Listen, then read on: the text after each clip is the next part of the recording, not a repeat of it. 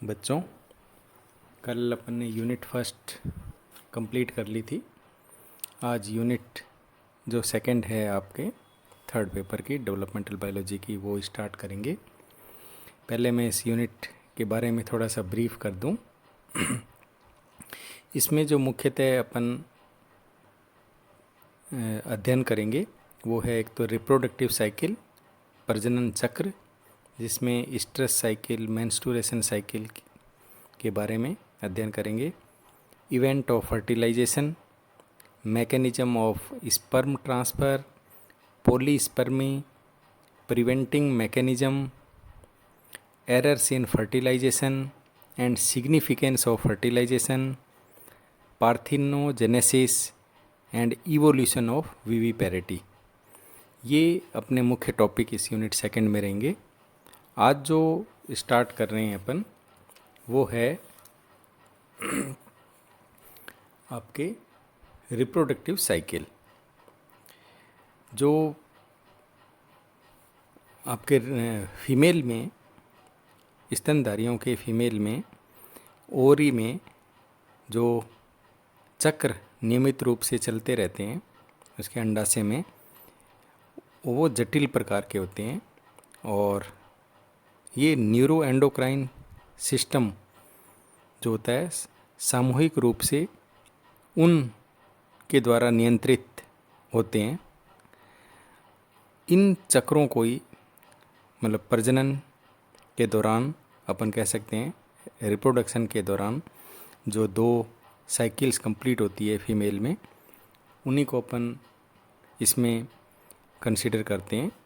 पहला है इसमें स्ट्रेस साइकिल, जिसको हिंदी में अपन मध्य चक्र कहते हैं, और दूसरा है मेंस्ट्रुअल साइकिल यानी रज चक्र। आज जो बात करेंगे अपन वो स्ट्रेस साइकिल की बात करेंगे। जो मध्य चक्र है ये आपके जैसे कुत्ते, बिल्ली, गाय आदि में जब भी सहवास की क्रिया हो रही होती है, प्रजनन काल के दौरान ही मध्य चक्र जो इनमें पाया जाता है।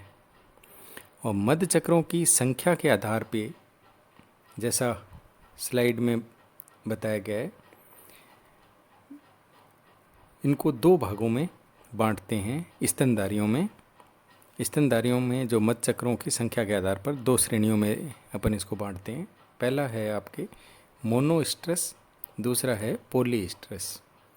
जो मोनोस्ट्रेस साइकिल है, जैसे कि नाम से पता है अपन को, एक ही मध्य इसमें होगा। Mono means single.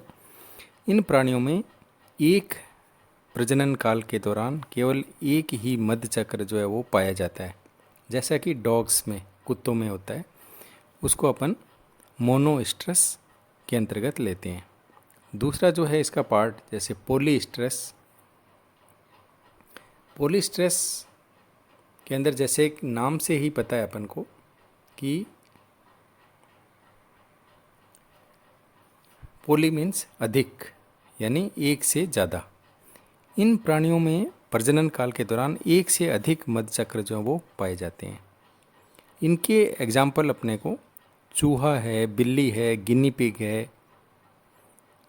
इनमें जो है पॉलीस्ट्रेस साइकिल पाई जाती है। और ये जो पॉलीस्ट्रेस साइकिल है वो जो अंडों का उत्सर्ग होता है, अंडोत्सर्ग कहते हैं, कि क्रिया के दौरान अपने को मिलती है चूहे, बिल्ली, गिनी पिग इत्यादि में। तो अधिकांश प्राणियों में क्या होता है, जो अंडों का उत्सर्ग है, अंडोत्सर्ग है, मध्य चक्र के बाद होता है। और अधिकांश प्राणियों में जो अंडोत्सर्ग है वो स्वयं होता है।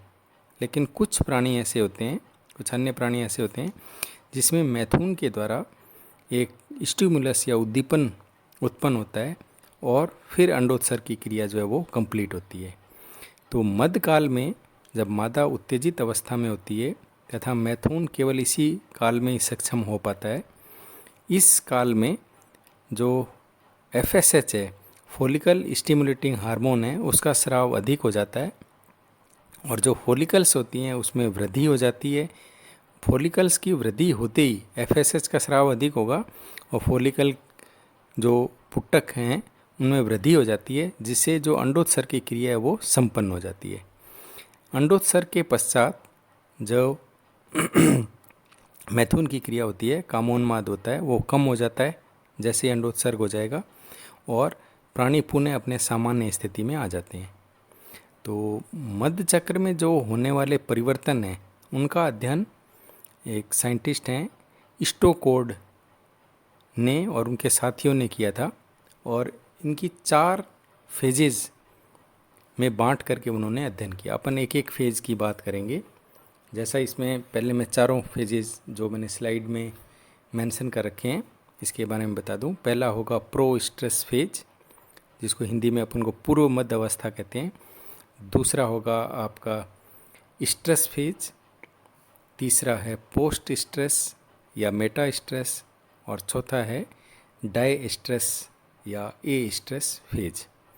इन 4 अवस्थाओं में स्टेकोड ने मध्य चक्र को बांट करके उसमें होने वाले परिवर्तनों का अध्ययन किया। पहला अपन लेते हैं इसमें जो पूर्व मध्य अवस्था या प्रो स्ट्रेस फेज है। जैसे कि नाम से अपने को पता है कि स्ट्रेस से पूर्व की अवस्था, यह स्ट्रेस से पूर्व की अवस्था है और ये निर्माणकारी अवस्था है, यानी इसमें निर्माण होगा। तो इस समय क्या होता है, गर्भाशय में यूटेरस में जो यूटेरस और जो वेजाइना होता है वो संकुचित अवस्था में रहती है और इस अवस्था में एक लसलसे सैंग्वस तरल का निर्माण होता है और यह क्रिया जो है अंडाशय के जो फॉलिकल सेल्स होती हैं उनके द्वारा स्रावित जो हार्मोन है एस्ट्रोजन उसके कारण होती है।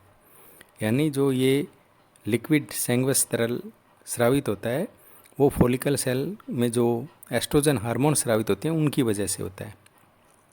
इस समय क्या होता है, वेजाइना में जो केंद्रक युक्त अपने को कोशिकाएं दिखाई देती हैं और फॉलिकल का निर्माण हो जाने के कारण अंडाशय में अनेक प्रकार के उभार जो हैं अपने को नज़र आते हैं। तो ये जो अभी चीज़ें अपने बताई ये सारी की सारी प्रो स्ट्रेस फेज के अंतर्गत होती है। सेकंड जो है आपका स्ट्रेस फेज। इस स्ट्रेस फेज में ये जो अंडे का उत्सर्ग होता है अपने ओवरी में, अंडोत्सर्ग की पूर्व की अवस्था होती है। इसमें क्या होता है, गर्भाशय में इसमें अधिकतम संकुचन होता है, कॉन्ट्रैक्शन होता है यूट्रस में, और जो वेजाइना होती है उसकी जो उपकला होती है, एपिथीलियम होती है, वो मोटी हो जाती है। और इस अवस्था के अंत में जो अंडोत्सर्ग की क्रिया जो है वो संपन्न होती है और जो फीमेल है इस अवस्था में इसके गर्भित होने की पूरी संभावना होती है, यानी फर्टिलाइजेशन होगा और भ्रूण का निर्माण होगा और वो गर्भ ठहरेगा। इस स्ट्रेस फेज में निषेचन होने के पश्चात प्लेसेंटा के निर्माण की प्रक्रिया भी जो है इसी स्ट्रेस फेज में प्रारंभ हो जाती है। तो ये अंडोत्सर्ग की मतलब क्रिया के अंतर्गत आता है आपका स्ट्रेस फेज। इसके बाद अपन थर्ड लेते हैं पोस्ट स्ट्रेस या मेटा स्ट्रेस फेज। जैसे ही अंडोत्सर्ग की क्रिया हो गई, इसके पश्चात जो ग्रेफियन फॉलिकल्स होती हैं उनका जो रूपांतरण हो जाता है कॉर्पस ल्यूटियम में। अंडोत्सर्ग के पश्चात जो ग्रेफियन फॉलिकल्स होती हैं वो कॉर्पस ल्यूटियम में रूपांतरित हो जाती हैं और कॉर्पस ल्यूटियम जो है वो प्रोजेस्टेरोन हार्मोन का स्रावन करते हैं। तो यदि अंडा निषेचित नहीं हुआ है तो प्लेसेंटा के निर्माण की संभावना नहीं रहती है और जो कॉर्पस ल्यूटियम है वो क्षतिग्रस्त हो जाता है। और यदि हो गया है मतलब निषेचन, तो प्लेसेंटा का निर्माण होना प्रारंभ हो जाएगा और कॉर्पस ल्यूटियम जो है प्रोजेस्टेरोन का स्रावन जो है वो करने लगेगी। अपने जो रैबिट है इसमें यदि निषेचन नहीं होता तो भी कुछ गर्भावस्था जैसे लक्षण प्रदर्शित होते हैं। इस अवस्था को अपन सूडो प्रेगनेंसी कहते हैं, मिथ्या गर्भावस्था कहते हैं। इस समय क्या होता है, इनके जो वेजाइना होता है उसमें श्रृंगीकृत कोशिकाएं और श्वेत रक्त कणिकाएं जो हैं वो दिखाई देने लगती हैं। ये है आपके पोस्ट स्ट्रेस या मेटा स्ट्रेस की अवस्था, यानी अंडोत्सर्ग के पश्चात मतलब निषेचन हो जाना और प्लेसेंटा के निर्माण होने की क्रिया, तथा जो ग्रेफियन फॉलिकल्स हैं उनका कॉर्पस ल्यूटियम में परिवर्तित हो जाना और कॉर्पस ल्यूटियम के द्वारा प्रोजेस्टेरोन को स्रावण करना, ये इसमें पोस्ट स्ट्रेस या मेटा स्ट्रेस फेज के अंतर्गत क्रियाएं होती हैं। लास्ट जो चौथी है इसकी अवस्था वो है आपके डाई स्ट्रेस अवस्था या ए स्ट्रेस अवस्था।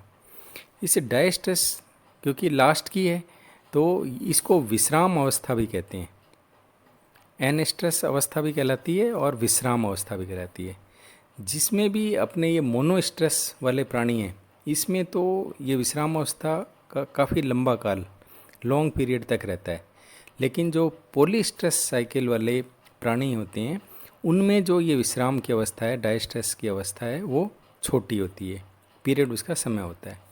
और इस समय जो आपके योनि हैं, वेजाइना हैं, उसके आलेप में अपने को श्लेष्मा, म्यूकस है ना, उपकला कोशिकाएं, एपिथेलियल सेल्स और WC अपने को मिलेंगी।